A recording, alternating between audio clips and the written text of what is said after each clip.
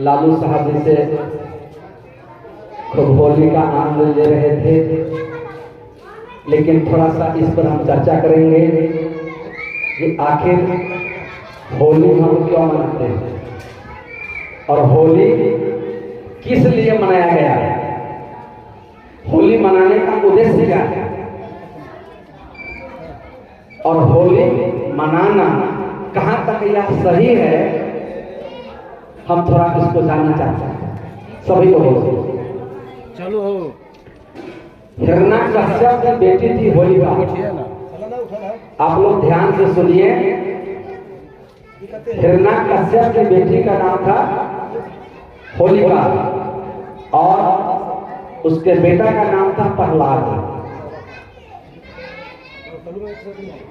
होलिका के पिताजी कहीं किसी खेत में काम कर रहे थे और बड़े जाति के जो लोग थे उस होलिका के साथ बलात्कार किया। उसके बाद वह देखा या तो अपने बाप को कहने लगा हिरण्यकश्यप को, तब तो हम लोग को जिंदा नहीं छोड़ेगा। तो क्या किया, होलिका को वन में भी जान से मार दिया और जान से मारकर खर पतवार बीच कर उसको उसी जगह जला दिया।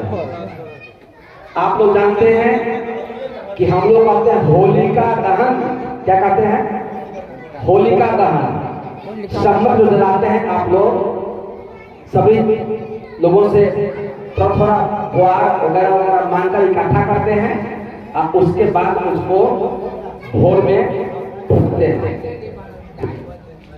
वह जो होलिका दहन है वह हिरण्यकश्यप के बेटी को साथ छेड़खानी कर बड़े समाज के लोगों ने उससे हत्या कर दिया और हत्या कर उससे वन में ही जलाकर राख कर दिया। उसी के उपलक्ष्य में, उसी के खुशी में लोग होलिका दहन मनाते हैं और होली खेलते हैं। अगर इस बात को आपको पता करना है तो मोबाइल के गूगल पर मांगिएगा होलिका दहन कौन थी, होलिका कौन थी, तो आपको मोबाइल पर दिखा रहा है।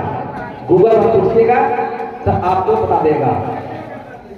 अब आप लोग बताइए, जो दलित महादलित समाज की बेटी थी होलिका, जिसको साथ छेड़खानी कर जान से मारकर उसे जला दिया गया, तो क्या हमारा उचित बनता है कि हम लोग उसके नाम पर होलिका को जला दे? अभी तक एक तो जल के राख तैया हो गई होलिका, उसको अभी भी आप उसके नाम पर शम्बर फूकते हैं, जलाते हैं और कहते हैं होलिका दहन है, होलिका दहन है। जरा इस पर विचार कीजिए कि होलिका को जला दिया गया और उसी के खुशी में आप एक दिन के बाद रंग अबीर गुलाल फूल लगाते हैं। जितने भी पर्व त्योहार लोग मनाते हैं, कहीं ना कहीं इधर SC OBC समाज के लोगों को हत्या कर यह पर्व मनाया जाता है। अब दुर्गा पूजा क्यों मनाते हैं? आपने कभी सब विचार किया? महिषासुर नाम का एक यादव जी थे जो बहुत बड़े थे राजा। जिस समय ब्राह्मणवादी व्यवस्था में बैकवर्ड समाज के ऊपर अत्याचार हो रहा था, तो महिषासुर जो राजा थे वो ब्राह्मणों को अत्याचार करने से रोकता था। तो ब्राह्मण समाज के लोगों ने क्या किया, बड़े जाति के लोगों ने क्या किया, दुर्गा कोलकाता के रहने वाली थी, वहां पहुंचा सभी लोग और दुर्गा वेश्या थी। क्या थी? दुर्गा वेश्या थी। उस दुर्गा को कहा गया कि ऐ दुर्गा, महिषासुर नाम का एक आदमी है जो बहुत बड़ा अत्याचार है, अत्याचारी करता है, बड़े समाज के लोगों को ऊपर इज्जत भाव बोलता है, गलत गलत बात कहा के दुर्गा को कोलकाता से बुलाकर लाया और दुर्गा महिषासुर के पास गई और 8 दिन उसके साथ रसमंजली काल में फंस गई। 9वां दिन उसको याद पड़ा कि अरे हम तो महिषासुर को वध करने के लिए आए थे, मैं कौन से काम में लिप्त हो गए। वह जब याद पड़ा 9वां दिन दुर्गा को, तो महिषासुर को भाला ठोकर मार दिया। जो यादव समाज से आते थे महिषासुर, लोग कहते हैं कि दुर्गा जी को 9 दिन में आंख खुलता है, आंख खुलता है। माटी के मूर्ति कहीं आंख खुला है? माटी के मूर्ति का आंख कहीं खुला है? अभी पंडित जी कहते हैं कि मंत्र से आंख खोल दी हम दुर्गा जी के, पट खोल दिए। वही दुर्गा को याद पड़ा कि हम तो महिषासुर को हत्या करने आए थे, लेकिन भूल गए। इस रसमंजली का क्रम में एकाएक उसको याद पड़ा और दुर्गा को भाला ठोक दुर्गा मार दिया महिषासुर को। इसलिए आप लोग दुर्गा पूजा मनाते हैं और महिषासुर का भी लोग उसका तस्वीर बनाते हैं और उसके दुर्गा को हाथ में देखिएगा भाला नहीं। इसलिए जो हमारे समाज को हत्या कर दिया, आप उसके नाम पर कहते हैं दुर्गा, दुर्गा पूजा बनाते हैं, दुर्गा पूजा। इसलिए वह दुर्गा को थी, उत्तमता कराने वाली थी और दुर्गा वेश्या थी। इसलिए उनको पूजा किसी लड़की को नहीं करना चाहिए, किसी माता बहन को नहीं करना चाहिए, क्योंकि आप माता बहन के साथ बहुत बड़ा अत्याचार किया गया।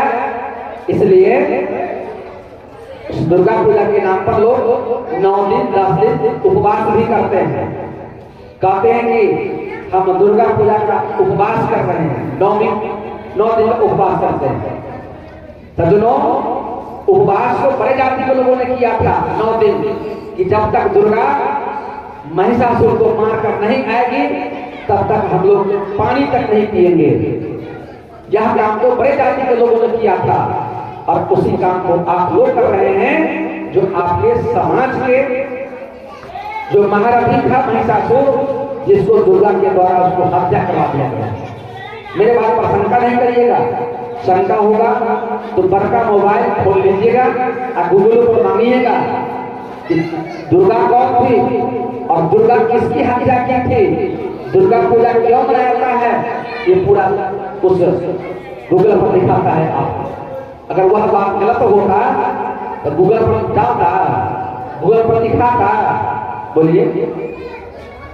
इसलिए आपको तो मेरा आग्रह होगा कि सही बात को जानिए और सही बात को जानकर आप संसार के लोग जो गलत कार्यों में फंसे हुए हैं, देखा देखी में फंसे हुए हैं, इसलिए आप लोग विवेक रूपी आंख खोलिए, ज्ञान रूपी आंख खोलिए और आपके समाज को, इधर के लोगों को जो अंधा बना दिया ब्राह्मण पंडित समाज के लोग, जरा अपने आप में ज्ञान करिए, अपने आप में बुद्धि करिए, अपने आप में विवेक करिए, क्योंकि हमारे समाज को विवेक रूपी आंख दोनों समाप्त कर दिया गया है। इसलिए भाइयों, हम लोग विचार करना है कि सदगुरु कबीर इस ध्यान पर जब आए, हम तमाम समाज को बिल्कुल आजाद करा दिए, आजाद। जैसे महात्मा गांधी वगैरह लोग अंग्रेज से इस हिंदुस्तान के लोगों को आजाद करा दिया, ठीक उसी प्रकार ब्राह्मणवादी व्यवस्था से आजादी दिलाने वाले हमारे एक सदगुरु कबीर हुए, जिन्होंने अपने समाज को आजाद करा दिया, मुक्त करा दिया। क्योंकि सदगुरु कबीर नहीं होते तो आज भी आपको समाज में प्रतिष्ठा नहीं मिलती। ये सदगुरु का कृपा है जो आपको इस सत्संग पंडाल में बैठकर सत्संग सुनने का अवसर मिलता है, एक साथ बैठकर बंधन करने का अवसर मिलता है, एक साथ बैठकर खाना खाने का अवसर मिलता है, एक साथ बैठकर हम एक दूसरे को बंदगी के द्वारा अभिवादन करते हैं। ये सदगुरु का कृपा है। इसलिए हम लोग को विचार करने की आवश्यकता है और हम लोग विचार नहीं कर पाते हैं।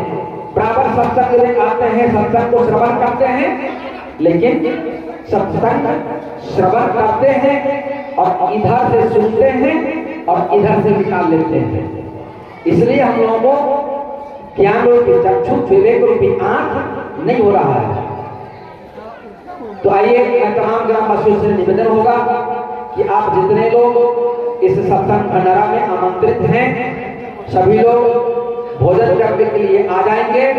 क्योंकि पंगत का कार्यक्रम चालू है और जितने हमारे संत भगवान हैं, साधु संत हैं, माता बहन कमरा के अंदर सोई है या बैठी है, उनसे भी निवेदन कि आप लोग ऊपर जाएं और आप लोग ही पंगत कर लें, क्योंकि दूर दूर से साधु संत आए हुए हैं, समय से प्रस्थान भी करना है और हम लोगों का पुनः हम लोग सुरक्षित रह गए। फिर अगले साल परम पूज्य परोल हुजूर की कृपा से फिर इस ग्रामवासियों को दर्शन करने का मौका मिलेगा और आशा रहेगा हमारे परम पूज्य परोल हुजूर से कि आपका दया रहा तो इसी प्रकार फिर अगले साल तमाम ग्रामीणों को दर्शन करने का, तमाम साधु संत को दर्शन करने का यह शुभ अवसर मिलेगा। इसलिए भाइयों, आप लोग इस सत्संग के द्वारा 2 दिन से जो ज्ञान की गंगा बह रही थी, कबीर साहब ने कहा नहा लो सत्संग की दरिया में, चाहे जिसका दिल चाहे नहा लो सत्संग की दरिया में, चाहे जिसका दिल चाहे। सज्जनों, आपको मन अगर हो गया तो आप स्नान कर लीजिए, इसमें कोई पैसे नहीं लगता, 2 रुपया नहीं लगता, आपको फ्री ऑफ कॉस्ट में सदगुरु आपको सड़क पे ले लेते हैं और आप गुरु के भक्त बन जाते हैं, हरि के भक्त बन जाते हैं।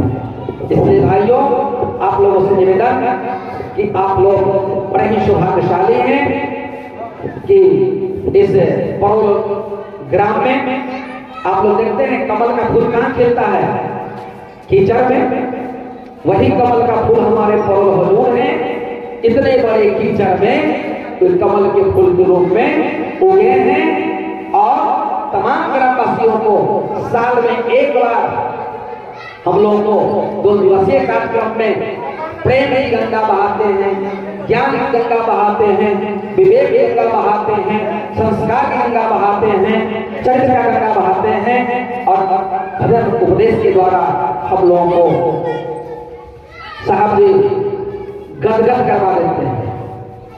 इसलिए मैं तमाम ग्रामवासियों से निवेदन होगा कि आप लोग 2 दिन इस कार्यक्रम को सुने हैं और इस 2 दिन के अंदर किसी प्रकार का किन्हीं वक्ताओं के द्वारा या उपदेशक के द्वारा, भजनी के द्वारा किसी प्रकार का त्रुटि हो गया होगा तो आप लोग, जैसे कोई आदमी आलू खरीदता है दुकान पर, दुकानदार सड़ा हुआ भी आलू जोड़ता रहता है तो ग्राहक क्या करता है, अच्छे आलू को लेता है और सड़े हुए आलू को निकाल देता है, छांट देता है।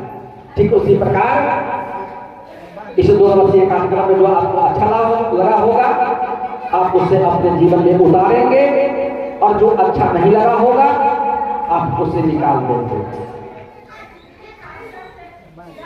तो अब इसी 2 दिवसीय कार्यक्रम को हम लोग विराम की ओर ले चले हैं और फिर हम लोगों का अपने साथ अवसर मिलेगा, हम लोग सुरक्षित हो जाएंगे तो हम लोग चलते चलते इस कार्यक्रम के अंत में हम लोग सभी आदमी इस ज्ञान यज्ञ के जो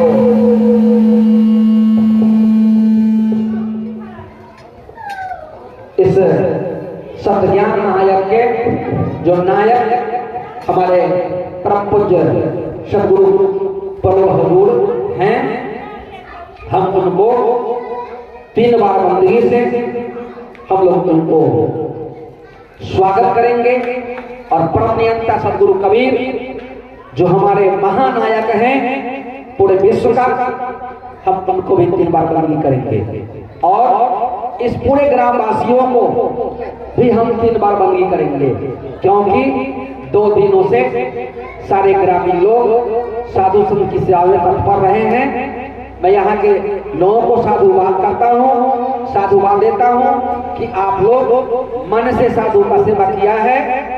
सभी साधु संत यहाँ से खुश होकर गए कि वहाँ गए तो वहाँ के सारे लोग साधु संत की सेवा में अपना लगन दिखलाया तत्परता के साथ। तो हम लोग सभी आदमी जाते जाते और कार्यक्रम को